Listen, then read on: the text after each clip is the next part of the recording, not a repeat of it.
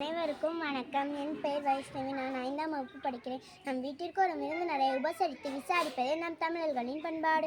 ஆனால் நம் உயிர் வாழ காற்று உணவு வழங்கும் இந்த வேர்களையும் விசாரிங்கள் என்பதே எனது தலைப்பு. வீட்டிற்கு ஒரு மரமாவது நடுங்கள். சிலருக்கு வீடே மரங்கள் தான். மரங்கள் நமக்கு சுவாசத்தை வழங்குகிறது. அவசர கதியில் ஓடும் நமக்கு இன்றைய உலகில் வீடுகளை பற்றியே நினைக்க நேரமில்லாத போது மரம் செடி கொடிகளை நாம் எப்படி நினைக்க முடியும் என்று நினைப்பவர்களுக்கு நான் கூறும் ஒரு செய்தி. 30 வருடங்களுக்கு முன் தண்ணீர் பாட்டில் அடைத்து விற்கப்படும் என்று யாராவது கூறினால் நாம் சிரித்திருப்போம். யாராவது தண்ணீரை விற்பார்களா என்று. பாலின் விலையை விட அதிகமாக விற்கப்படைய தண்ணீர் பாட்டில்கள், சுற்றுப்புற சீர்கேடுகள் உலகம் அழிந்து வருகிறது என்று சொல்லலாம். ஒரு மனிதன் பிறப்பில் இருந்து இறப்பு வரை, அதாவது மரத்தால் செய்யப்பட்ட தொட்டிலில் இருந்து சிதை வரை 200 மரங்களையாவது பயன்படுத்தியிருப்போம். ஆனால் நம் வாழ்நாளில் எத்தனை மரங்களை வளர்த்திருக்கிறோம்? பாலைவனம் சோலைவனமாக மாற வேண்டும், பசங்களிகள் எங்கே பாட வேண்டும் என்ற கல்மணி தேசிய விநாயகம், குறிஞ்சி, முல்லை, மருதம், நெய்தல் என நிலங்களை வைத்து சிறந்த முறையில் தமிழர்கள் வாழ்ந்தார்கள் என்று இலக்கியம் கூறுகிறது.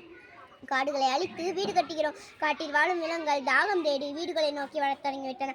ஆகையால் வீடுகளிலோ வேலை செய்யும் இடங்களிலோ ஒரு மரக்கன்றாக நட்டு தண்ணீர் ஊற்றி வளர்க்க வேண்டும். தாவரங்களுக்கும் உயிர் உண்டு என்று கண்டறிந்தவரை நம் நாட்டுக்கு அதை விட ஒரு முக்கியம், தாவரங்கள் தான் நமக்கு உயிர் உண்டு என்பதை கண்டறிந்தாலே நம் போதும். ஆகையால் இனி வேர்களையும் விசாரியுங்கள். மரங்கள் மட்டும் மனித இனத்தை மகிழ்ச்சியடை செய்யும் என்று கூறி விடைபெறுகிறேன். நன்றி, வணக்கம்.